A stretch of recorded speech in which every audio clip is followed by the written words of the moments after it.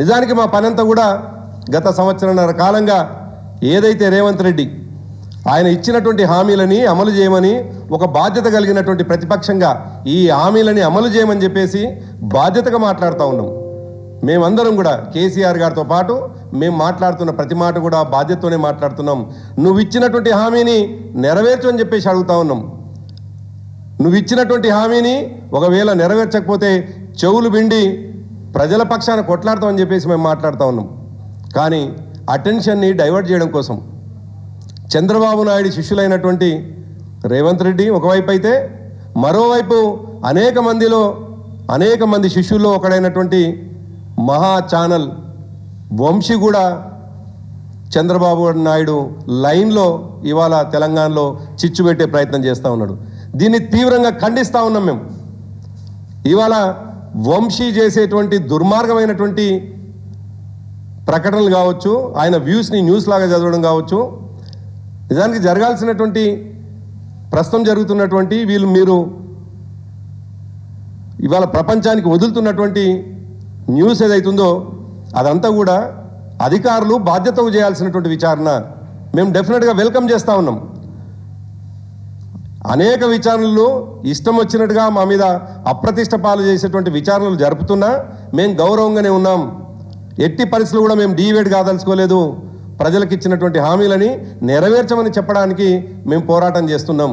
కానీ ఇచ్చిన హామీలను పక్కకు పెట్టేసినటువంటి ఈ ప్రభుత్వం ఇటువంటి ఎల్లో జర్నలిజం చేస్తున్నటువంటి కొంతమంది వ్యక్తులని ప్రోత్సహించి తద్వారా మా నాయకత్వం మీద అవమానకరమైనటువంటి పోస్టింగ్లు పెట్టడాన్ని తీవ్రంగా ఖండిస్తూ ఉన్నాం.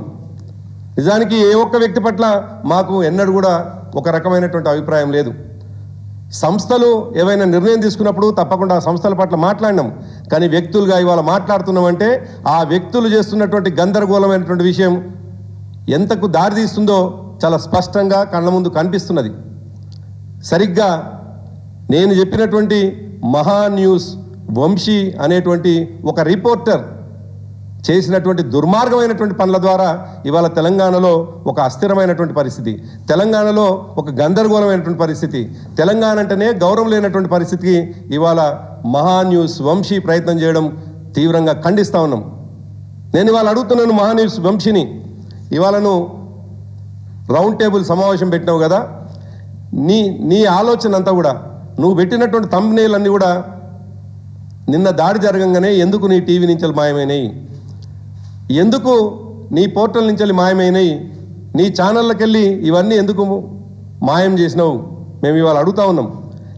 నిన్న మొన్నటి దాకా మా పార్టీ వర్కింగ్ ప్రెసిడెంట్ గారిని పట్టుకొని నోటికొచ్చినట్టుగా నీ కడుపులో ఉన్నటువంటి గ్యాస్నంతా కూడా, నీ దుర్మార్గమైనటువంటి మాటలన్నీ కూడా, నీకు ఇష్టం లేని తెలంగాణ వచ్చిందనేటువంటి ఒక అక్కసు నీ కడుపులో ఉంది కాబట్టి ఆనాడు తెలంగాణ వద్దని ఆంధ్ర ఎన్జిఓలతోటి ఎల్బీ స్టేడియంలో సభ నిర్వహించడానికి కారకుడైనటువంటి నువ్వు ఇవాళ తెలంగాణ వచ్చినటువంటి సందర్భంలో మళ్ళీ మీ బాసు నీ గురువు అయినటువంటి చంద్రబాబు నాయుడు ఆంధ్రలో ముఖ్యమంత్రి అయితే ఆయనకు వెన్నుదన్నుగా నిలవాలని, తెలంగాణ అస్థిరత్వంగా ఉందని, తెలంగాణలో గొడవలు జరుగుతున్నాయని ఇక్కడ ఉన్నటువంటి పెట్టుబడిదారులు చివరికి ఆంధ్రాకు పోవాలనేటువంటి ఒక కుట్ర నీలో కనిపిస్తూ ఉంది. కాబట్టి ఇటువంటి దుర్మార్గమైనటువంటి ప్రసారాలు చేస్తూ ఉన్నావు.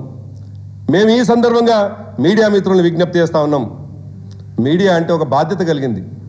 మీడియా హౌస్ అంటే డెఫినెట్గా సమాజానికి ఒక దిక్సూచిలాగా జరుగుతున్నటువంటి వార్తల్ని వార్తల్లాగా పంపాల్సినటువంటి మీడియాలో కొన్ని మీడియా సంస్థలు చేస్తున్నటువంటి ఈ దుర్మార్గమైనటువంటి దానికి నిజానికి మిగతా మీడియా సంస్థలు కూడా ఇవాళ తలదించుకునేటువంటి పరిస్థితి వస్తూ ఉన్నది. నిజానికి పోటీ వంశీకి ఉండవచ్చు, రామోజీరావు తర్వాత ఆ స్థానాన్ని నేను చేర్చుకోవాలనేటువంటి ఉబలాటం నీకు ఉండవచ్చు, లేదు ఏబిఎన్ రాధాకృష్ణ గారి తర్వాత ఆ స్థానాన్ని నేను చేరుకోవాలని ఉబలాటం నీకు ఉండవచ్చు. నీ ఉబలాటం ఈ రాష్ట్ర అభివృద్ధిలో భాగమై ఉండాలని ఉబలాటం. నీకు ఇష్టం లేకున్నా ఏర్పడ్డటువంటి తెలంగాణ రాష్ట్రంలో అనివార్యంగా ఈ రాష్ట్ర అభివృద్ధి వైపు నీ పని ఉండాలి. కానీ ఫక్తు మా నాయకుల మీద ప్రొద్దున లేస్తే అవాస్తవమైనటువంటి సిట్ చేయాల్సినటువంటి విచారణ అంతా కూడా మహా టీవీలో కూర్చొని నువ్వు చేస్తుంటే ఇవాళ లక్షలాదిగా ఉన్నటువంటి కేటీఆర్ గారి అభిమానులు ఎట్లా ఊరుకుంటారు? ఎస్, తప్పకుండా కేటీఆర్ గారి మీద ఉన్నటువంటి అభిమానంతో కొంతమంది నీ పైన దాడి చేయవచ్చు. కానీ ఈ సందర్భంగా ఏదైతే ఎల్లో జర్నలిజం చేస్తున్నటువంటి కొంతమంది వ్యక్తులున్నారో ఈ సందర్భంగా హెచ్చరిస్తా ఉన్నాం. కొంతమంది కేటీఆర్ గారిపై చేసినటువంటి అవాంఛనీయమైనటువంటి మాటలకు కొంతమంది మనస్తాపం చెంది పోయి దాడి చేయవచ్చు, కానీ ఇది ఆరంభం మాత్రమే. సూటిగా చెప్తా ఉన్నాం, తీవ్రంగా హెచ్చరిస్తా ఉన్నాం. ఇవాళ బాధ్యత కలిగినటువంటి ప్రధాన ప్రతిపక్షంగా ఈ ప్రభుత్వం మీద మాట్లాడుతున్నటువంటి వాళ్ళుగా చెప్తా ఉన్నాం, ఈ రాష్ట్రం మేము ప్రతిపక్షంలో ఉన్న అభివృద్ధి చెందాలని కోరుకుంటున్నటువంటి వాళ్ళం. ఈ చిల్లర వ్యవహారాలకు ఎట్టి పరిస్థితిలో సహించము. 25 సంవత్సరాలు 14 సంవత్సరాలు ఉద్యమంలో ఉన్నాం, 10 సంవత్సరాలు అధికారంలో ఉన్నాం. ఇంకేం మాకు చైతన్యం చచ్చిపోలేదు, చేయలేకుండా లేము. ఇవాళ మేము సూటిగా ఇంకో మాట అడగదలుచుకున్నాం. బుద్ధిజీవులైనటువంటి తెలంగాణలో ఉన్నటువంటి పెద్ద మనుషులకి, మేధావులకు విజ్ఞప్తి చేయదలుచుకున్నాం. ఇటువంటి పోకడలు ఎటువైపు దారితీస్తాయో ఈ సందర్భంగా అడగదలుచుకున్నాం. ఇటువంటి వంశీ లాంటి అరాచక శక్తులు, అరాచకవాదులు ఇష్టం వచ్చినట్టుగా మాట్లాడుతూ ఉంటే అతను ఏర్పాటు చేసినటువంటి రౌండ్ టేబుల్ సమావేశానికి వెళ్ళినటువంటి కాంగ్రెస్ ప్రెసిడెంట్ మహేష్ గౌడ్ని ఇవాళ అడగదలుచుకున్నాం. బుద్ధిజీవుడిగా మాట్లాడుతున్నటువంటి కోదండరామ్ గారిని అడగదలుచుకున్నాం. అదేవిధంగా జర్నలిస్టులకు ఆదర్శంగా ఉన్నటువంటి శ్రీనివాస్ రెడ్డి గారిని కూడా అడగదలుచుకున్నాం. మీరు వంశీ లాంటి వ్యక్తులు చేసేటువంటి దుర్మార్గమైన మాటల్ని మీరు ఎంకరేజ్ చేయదలుచుకున్నారా? ఆయన మాట్లాడినటువంటి మాటల్ని మీరు ఏం చెప్పదలుచుకున్నారో ఈ సందర్భంగా మీరు తప్పకుండా సమాజానికి చెప్పాల్సినటువంటి అవసరం ఉన్నది. ఒక బాధ్యత కలిగినటువంటి నాయకులుగా లేనటువంటి విషయాన్ని ఉన్నతిని చూపించుకుంటూ ఇవాళ కుటుంబ సభ్యులు కూడా కనీసం టీవీ ముందర కూర్చున్నటువంటి ప్రసారాలు చేస్తూ ఉంటే మీరు ఎట్లా సమర్థిస్తారు? వంశీ ఏ ఒక్క రోజు కూడా తెలంగాణకు అనుకూలంగా లేని విషయాన్ని మీకు తెలియదా? ఆనాడు ఎల్బీ స్టేడియంలో మీటింగ్ పెట్టి నుంచి మొదలుకొని ఒక సినిమా హీరోని బ్లాక్మెయిల్ చేసి అర్ధరాత్రి టాస్క్ ఫోర్స్ పోలీసులు తీసుకొని పోయి పోలీస్ స్టేషన్లో రాత్రంతా పెడితే ఆనాటి వంశీ యజమాని అయినటువంటి మీడియా సంస్థ యజమాని పోయి ఇడిపించుకుని వచ్చినటువంటి విషయాలు మీకు తెలియదా? వంశీ నేర చరిత్ర, వంశీ యొక్క ఎల్లో జర్నలిజం ప్రపంచానికి తెలుసు. ఆయన పెట్టినటువంటి తంబునేలే చాలా స్పష్టంగా అవపడుతుంది. ఇవాళ వంశీ బ్రతుకుతుందంతా కూడా బీఆర్ఎస్కు వ్యతిరేకమైనటువంటి వార్తల్ని ప్రసారం చేసి బ్రతుకుతూ ఉన్నాడు.